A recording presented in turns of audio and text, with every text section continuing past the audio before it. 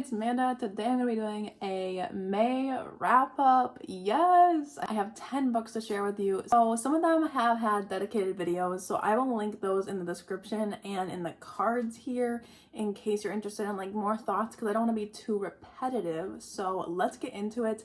I can't believe May's already gone and we're in June, which June is just such a great month. Can we admit, like, these releases coming out are just... I'm so excited. So I'm really excited to do my June TBR.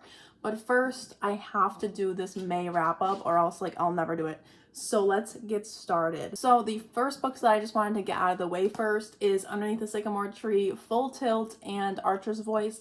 I just did a video on these 3 books for my chronic illness representation video, so I'll link that up in the cards and down below if you're interested in more thoughts. Basically, I rated this one 5 stars, Archer's Voice 3.5, and Full Tilt 3 stars. This one follows lupus, Archer's Voice follows more disability rep with a character that does not speak, and then we have Full Tilt, which is a heart condition representation. This one was my favorite because it had everything I could ever want in a story, so I'll talk quickly about what this one is about since I like this one the best, and for the others you can go check out that video. But this one is about a girl who lost her sister to lupus, and she has lupus now, so she's dealing with that kind of fear of also dying, and she meets her stepbrother and moves in with her dad, who is kind of estranged. They're slowly kind of forming this friendship, but it turns into a little bit more, but it's so much more than that. Like, yes, it is a stepbrother romance, but that's kind of like on the back burner in a way. I mean, it is a romance, but it's also just so much more. It's about family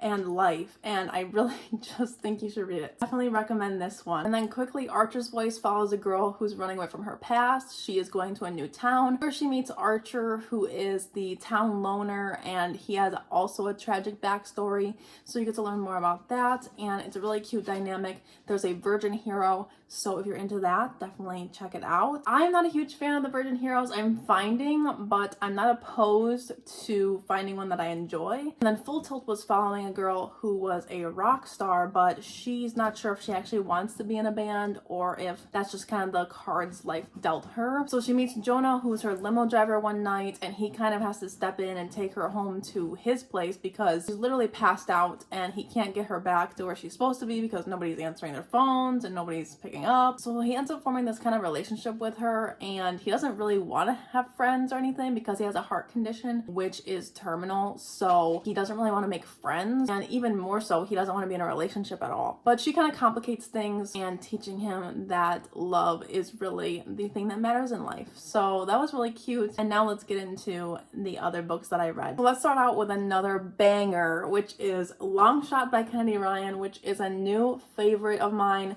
literally in my top 5. So this book is gorgeous in every way possible, and I can't even do it justice with my own words. You know, you just have to read it. So in this book, we follow August West, who is rearing up for his championship game, and on the night before, he meets Iris, who is in a bar that he's at after curfew, and they really hit it off, and you can see their connection really easily. There's something about the way Kennedy Ryan writes, but like, you could instantly see that they're supposed to be together from this first interaction that they have. Really loved it because it was such a slow burn angst, because Iris is taken. She is with another man, and that man just so happens to be his rival in the basketball world. So they really hit it off, but it's very high angst because she obviously is taken, but she's taken by a very bad man, and we find out later what's really going on and the manipulation and everything, and it's so heartbreaking. In this middle chunk, I was crying. I was just tearing up all the time. This one has the I'll fight for you no matter what type thing going on, and it's just so beautiful. But it's not just beautiful because of the relationship that they share. It's also beautiful to see Iris grow. This is about women empowerment and showing that you can grow from anything. You are strong, and Iris is so strong in this. I loved it so much, and it really showed how a relationship should make you grow, and your partner should be egging you on, should be supporting you, and August is that man. He supports her dreams. He wants her to succeed at what her goals are. He doesn't push her to conform to what he wants. And that's something that people do in relationships. And I think that this one portrayed a relationship so well, because they shouldn't be holding you back. It shouldn't be this or that. There's a way to have everyone's career dreams and goals in life fulfilled, and it really was so beautiful. Not only this, but it had some really great representation for people that have been through abusive relationships. It is a trigger warning, but it's also something where I think that you can gain something from this.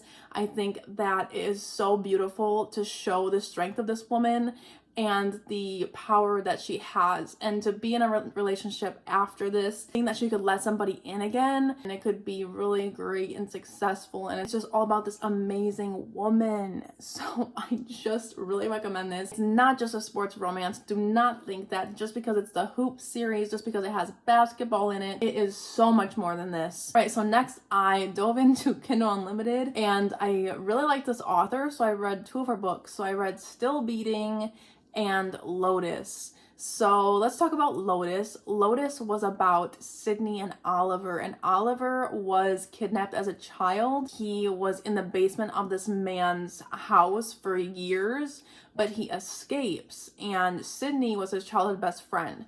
So they end up seeing each other after so many years apart. I mean, it's been like, I think 9 or 10 years at least. They start forming a friendship again, and Sydney's just really wanting him back in her life, but he kind of doesn't know how to socialize really, because he was told that the world was not livable, that the air was not breathable, and so he never got to go outside or anything. And there's a whole plot with this. There's more to the story, like about who kidnapped him and stuff like that, but it's really good. It's a good suspense romance, and I really enjoyed it. I rated it 4 stars. It was a fun time. I think I read it in one sitting. This one also had kind of that virgin hero thing going on, but I liked it better than Archer's voice. Sydney was kind of annoying, but she also had a decent character, and she did have her own struggles with letting Oliver in because she was afraid of losing him, stuff like that, and it was just really good. It had some suspense in there, which I really enjoy. So if you have any suspense romance recommendations, let me know, because I'm finding out I'm loving this subgenre. And then Still Beating was my 5-star. Oh my gosh. Yes, this one was entertaining as hell. Okay, so this one follows a girl who, oh my gosh, it was so problematic, but also just so good. So it follows a girl who gets kidnapped with her sister's fiance. Yes. And so she's at a bar after her sister and her fiance kind of ditched her, and she's alone, and so this man kind of is being creepy. So she ends up trying to call an Uber, but that doesn't work out for some reason, and then she calls Dean, who is the sister's fiance, to come pick her up. But meanwhile, they get chased down by this man, and he kidnaps them both, and then they end up in the basement of this guy's house. Yet again, another basement. But this one is so disturbing. So this guy makes them, this guy makes them, be intimate because he gets off on it or something. And he wants them to fall in love. Like, basically his thing is he kidnaps people, and then once he sees that they're falling in love, he kills them. So it's a wild ride, because obviously she's not supposed to fall in love with him, and he's not supposed to fall in love with her because it's her sister's fiance. But when approached with this horrible situation, and when you're together and kidnapped and in this high intensity situation, and you're forced to do things, feelings arise, and they have the same memories and the same trauma, so they end up really forming this bond. And then I don't want to spoil anything for you, so I'll let you sit on that for a second. But it is so good. It was so suspenseful, but also it was kind of heartbreaking at the same time. I would say this is just an entertaining book. It's an entertaining time, a good book to just binge read. So 5 out of 5 for that one. It also just had so much tension and hot smut, okay? Next we have Storm by Carian.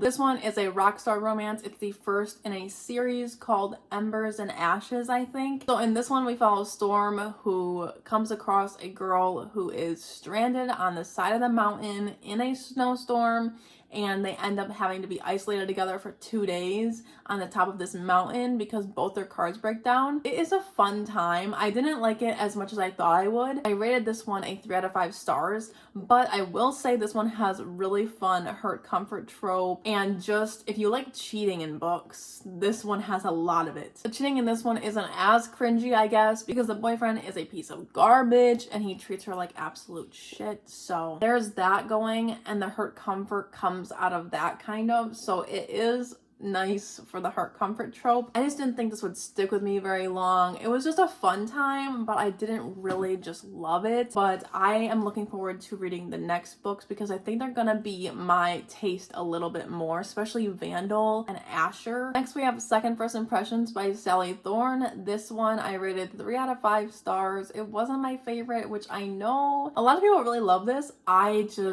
I don't like the main character at all. So the main character is very bland in every way possible. Basically, this follows a girl who works in a retirement home and she wears like the same thing every day. She doesn't really go out of her comfort zone. She is known to be like the old lady of her age, and she meets Jonah at a gas station and pays for his gas.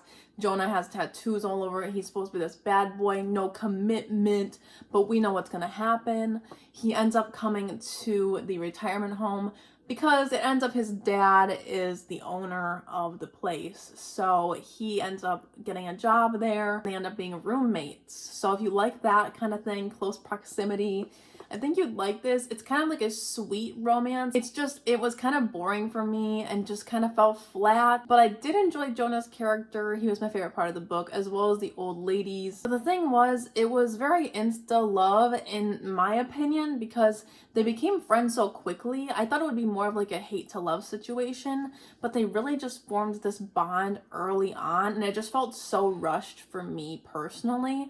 So that's kind of why this one also fell flat. Not only did I not like the main character much, I also didn't like their relationship build up. So it just didn't work out for me, but I know a lot of people love this one, so definitely check it out if you're interested. Next, I read Dear Aaron by Mariana Zapata. This one I read on audio. This one is a military romance, so we're following Ruby, who is sending letters to soldiers, and this year she has Aaron, who isn't responding to her at first, and eventually he does get back to her. They have to do the first impression things all over again, but they end up forming kind of this friendship. It's very slow burn though, very slow. They end up having like kind of this jealousy. So if you like that, they don't admit their feelings, but they end up like talking about dating other people, and then they start getting jealous, and it's really funny actually. But for this one, I rated it 3.5. I didn't like it as much as other Mariana Zapata books, but I did enjoy it. I didn't enjoy Ruby as a character as much. I think that her sense of humor didn't mesh quite well with me, but once I saw her and Aaron having the same sort of humor, it got better for me because I liked seeing them like fall in love and seeing their connection was real in terms of their humor meshing well together. It might not be my sense of humor, but for them it worked, so I did end up enjoying the book overall. I don't like slow burn, but I do like it. You know what I mean? I like it, but also I'm like, come on. I need them to at least kiss. At least. At the very least. And we only get it in the very end of the book, so that's Mariana Zapata for you, but it's beautiful, it's great, the build-up's good. And then lastly, and least, I read The Swallows by Lisa Lutz. This one, oh, it was just not for me. I rated it 1 star. I won't talk about it too much, but if you're interested in dark academia, I think you'll like this book. I hate dark academia. I have learned. I literally have not found one that I like. This one follows teachers and kids who find out or are involved in this really horrifying thing that these guys are doing. They're rating girls on their sexual abilities, and it's really disturbing. I really didn't like it, and that was that one. I won't talk too much about it, but I am in the minority here. People love this book. So if you think it sounds interesting, definitely give it a go. My friends all loved it, so maybe you'll love it as well. So that concludes my May wrap up. I hope you enjoyed this video. Coming out soon will be my June TBR. And there's 2 readathons this month, so I'm still planning it because I have the Studio Ghibli readathon and I also have Romance-a-thon to kind of mushed together, and it's a lot going on in my head. So I'll have that up soon, probably this week, and I'll see you in my next video. Bye guys.